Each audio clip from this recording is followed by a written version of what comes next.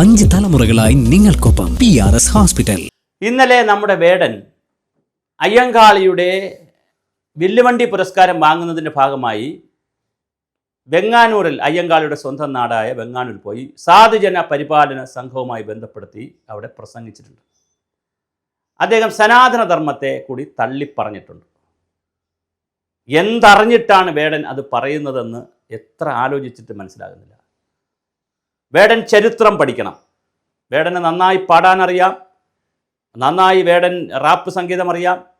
വേടൻ ഉയർത്തുന്ന ദളിത് രാഷ്ട്രീയത്തിൽ എനിക്ക് വലിയ താല്പര്യമുണ്ട്. ദളിതന്മാരും പട്ടികജാതി പട്ടികവർഗക്കാരും പിന്നോക്കാരും അനുഭവിക്കുന്ന സാമൂഹ്യ യാഥാർത്ഥ്യങ്ങളെ കാണുന്നുണ്ട്. അതിൽ പല പ്രശ്നങ്ങളുമുണ്ട്. അപ്പോഴും വേടൻ തിരിച്ചറിയേണ്ട ഒരു കാര്യമുണ്ട്. അയ്യങ്കാളിയെ തന്നെ നമുക്ക് പുനർവായിക്കാം. എങ്ങനെയാണ് സാധുജന പരിപാലന സംഘം അവിടെ ഉണ്ടായത്?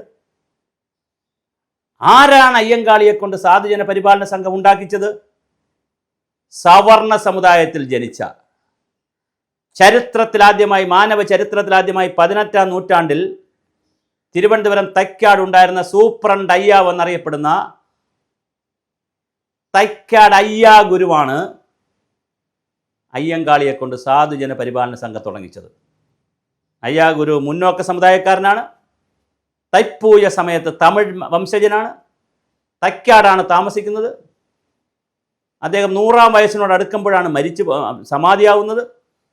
അദ്ദേഹത്തിൻ്റെ ശിഷ്യന്മാരിൽ ശ്രീനാരായണ ഗുരുദേവനും ചട്ടമ്പി സ്വാമികളും അയ്യങ്കാളിയും അതുപോലെ തന്നെ സ്വാതി തിരുനാളും ഒരുപാട് രാജാക്കന്മാരും പീർ മുഹമ്മദും മുസ്ലിമായ പീർ മുഹമ്മദും ഫെർണാണ്ടസും കൊല്ലത്തമ്മയും അങ്ങനെ തുടങ്ങിയ വിപുലമായൊരു സന്നാഹം ഉണ്ടായിരുന്നു അയ്യാ ഗുരുവിനോടൊപ്പം. ചരിത്രം വായിക്കണം. ആ അയ്യാ ഗുരുവിൻ്റെ നേതൃത്വത്തിൽ തിരുവനന്തപുരം നടക്കുന്ന പന്തിഭോജനം ചരിത്രത്തിലാദ്യം, പിന്നെയാണ് സഹോദരൻ അയ്യപ്പനും മറ്റുള്ളവരൊക്കെ ചെയ്യുന്നത്. ആദ്യമായി തിരുവനന്തപുരത്ത് പന്തിഭോജനം നടത്തുന്നത് സ്വന്തം ഭാര്യയെ കൊണ്ട്, മുന്നോക്ക സമുദായക്കാരിയായ സ്വന്തം ഭാര്യയെ കൊണ്ട്, അമ്മാളെ കൊണ്ട്, അവരുടെ കൈകൊണ്ട് ഭക്ഷണം പാചകം ചെയ്ത് അവരുടെ കൈകൊണ്ട് വിളമ്പി, ഒരു വശത്ത് ഗുരുദേവനെയും മറുവശത്ത് ആ തൊട്ടടുത്തന്നെ ചട്ടമ്പിസ്വാമികളെയും ബ്രാഹ്മണനെയും നമ്പൂതിരിയെയും ഹരിജനെയും പുലയനെയും പറയനെയും എല്ലാവരെയും ഇരുത്തി, അതോടൊപ്പം അയ്യങ്കാളി അടക്കമുള്ള എല്ലാവരെയും ഇരുത്തി ഭക്ഷണം കഴിക്കുന്ന അതിമനോഹരമായ പന്തിഭോജനമെന്ന ചരിത്രപരമായ നവോത്ഥാനം നടത്തിയത് സനാതന ധർമ്മത്തിൽ വിശ്വസിക്കുന്ന അയ്യാ ഗുരുവാണ്. അന്ന് സനാതന ധർമ്മത്തിൽ ശക്തമായി വിശ്വസിക്കുന്ന ആളായിരുന്നു ഗുരുദേവൻ.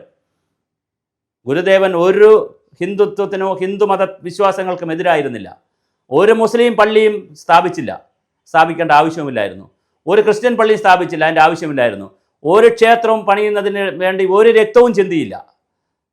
വളരെ ശക്തമായ നിലയിലാണ് ഗുരുദേവൻ പ്രവർത്തിച്ചത്.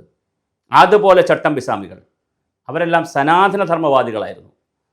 ഇനി പ്രജാസഭയിൽ, തിരുവനന്തപുരം പ്രജാസഭയിൽ എങ്ങനെയാണ് അയ്യങ്കാളി കയറിയതെന്നറിയാമോ? അയ്യങ്കാളിയെ കയറ്റിയതെന്നറിയാമോ?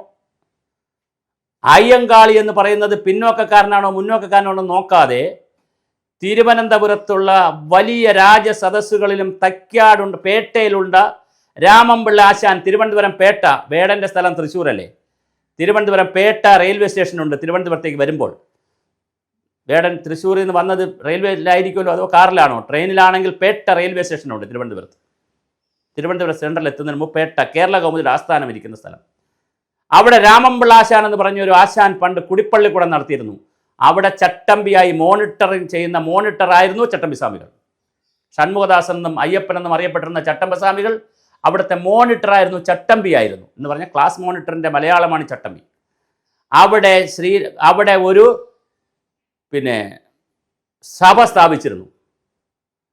അവിടെ അയ്യാ ഗുരുവും അതുപോലെ തന്നെ ചട്ടമ്പി സ്വാമികളും ശ്രീനാരായണ ഗുരുദേവനും അയ്യങ്കാളിയും മനോമണി സുന്ദരം പിള്ളയും ഒന്നിച്ച് വന്ന് ചർച്ച ചെയ്യുമായിരുന്നു. മനോമണി സുന്ദരം പിള്ള അന്നത്തെ MA കാരൻ, ആദ്യത്തെ തിരുവിതാംകൂറിലെ MA ഫിലോസഫിയിൽ റാങ്ക് വാങ്ങി പാസ്സായ ആളാണ്. അദ്ദേഹം അഗാധ പണ്ഡിതനായിരുന്നു. അദ്ദേഹത്തിൻ്റെ പേരിലാണ് തമിഴ്നാടിൽ മനോമണി യൂണിവേഴ്സിറ്റി ഉള്ളത്. അദ്ദേഹം എഴുതിയ കവിതയാണ് തമിഴ്നാടിൻ്റെ സംസ്ഥാന ഗീതം, ദേശീയ ഗാനം പോലെ സംസ്ഥാന ഗാനം. അദ്ദേഹമാണ് PS നടരാജപിള്ള എന്ന് പറഞ്ഞ ധനകാര്യമന്ത്രിയുടെ അച്ഛൻ. ഞാൻ വഴിമാറി പോകുന്നില്ല, ഇതൊക്കെ ചരിത്രം വായിക്കണം വേടൻ. ചുമ്മാ കിട്ടുന്ന വേദിയിൽ വന്ന് കയ്യടി കിട്ടാൻ വേണ്ടി എന്തെങ്കിലുമൊക്കെ തള്ളി പറയരുത്. വേടൻ ചെറിയ കുട്ടിയാണ്, പ്രായം കൊണ്ട് ഞാൻ സംസാരിക്കുമ്പോൾ എന്നെ സംബന്ധിച്ച് ചെറിയ കുട്ടിയാണ്. വേടൻ ചരിത്രം പഠിക്കണം, അല്ലെങ്കിൽ വേടൻ്റെ കൂടെയുള്ളവർ ചരിത്രം പഠിപ്പിച്ചു കൊടുക്കണം.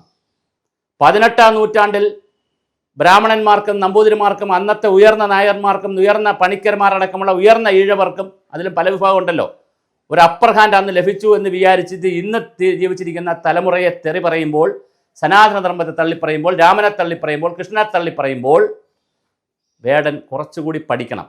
ഈ പ്രജാസഭയിലേക്ക്, തിരുവനന്തപുരത്തുള്ള രാജാവിൻ്റെ തിരുവിതാംകൂർ പ്രജാസഭയിലേക്ക് അയ്യങ്കാളി ചേരുന്നത്, അല്ലെങ്കിൽ അയ്യങ്കാളിക്ക് അവസരം കിട്ടുന്നത്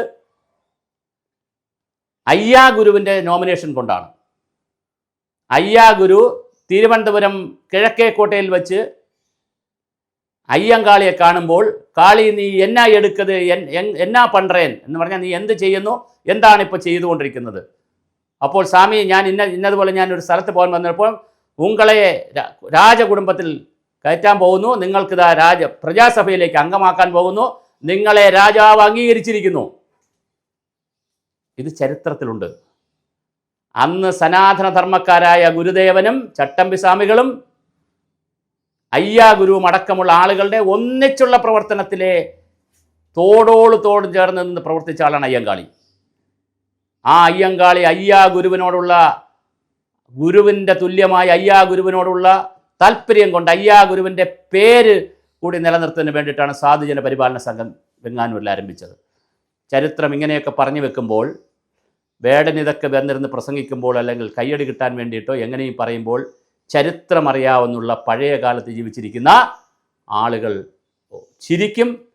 അതിൽ ആദിവാസിയുമുണ്ട്, ദളിതനുമുണ്ട്, പട്ടികജാതി പട്ടികവർഗക്കാരുമുണ്ട്, എല്ലാ ചരിത്രകാരന്മാരുമുണ്ട്, എല്ലാ മനുഷ്യരുമുണ്ട്. അതുകൊണ്ട് വേടൻ, പ്രിയപ്പെട്ട വേടൻ, താങ്കൾ സനാതനധർമ്മത്തെ തള്ളിപ്പറയുമ്പോൾ, അല്ലെങ്കിൽ ഇന്ത്യൻ ധർമ്മത്തെ തള്ളിപ്പറയുമ്പോൾ തീർച്ചയായിട്ടും ഇത് കൂടി കാണണം. പ്രത്യേകിച്ച് താങ്കൾ പോയി നിന്ന് സംസാരിച്ച മണ്ണ് വെങ്ങാനൂരിലാണ് അയ്യങ്കാളിയാകാൻ കഴിഞ്ഞത്. തിരുവനന്തപുരത്ത് താമസിച്ചിരുന്ന സനാതനധർമ്മക്കാരുടെ വലിയ പിന്തുണയോട് കൂടിയാണ് എന്നുള്ള കാര്യം താങ്കൾ ഓർത്തിരിക്കുക.